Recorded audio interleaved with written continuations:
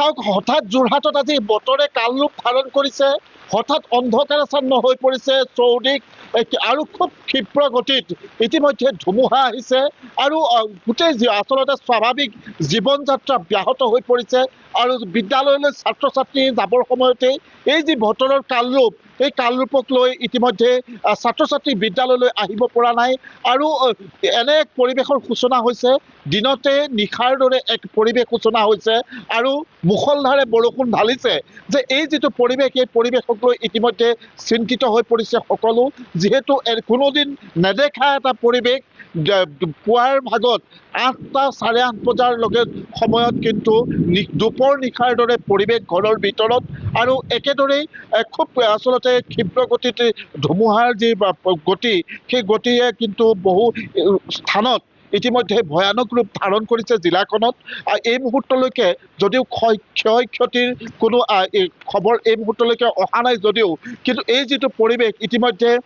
যোগাযোগ বিচ্ছিন্ন হৈছে বহু স্থানত আৰু যি আচলতে বিদ্যুতৰ যোগান সেয়া ইতিমধ্যে ব্যাহত হৈ পৰিছে আৰু লগে লগে কিন্তু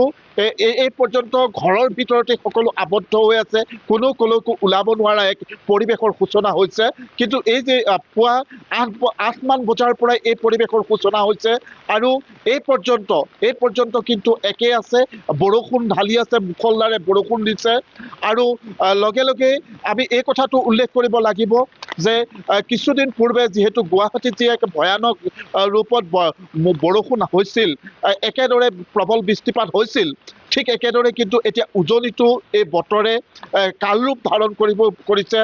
আৰু লগে লগে কিন্তু সকলো শংকিত হৈ পৰিছে যে এই যি বতৰৰ কালৰূপ কোনোদিন এটা নেদেখা মই আৰম্ভণিতে কৈছোঁ এক নেদেখা এক পৰিৱেশ যিটো পৰিৱেশক লৈ এতিয়া সকলো চিন্তিত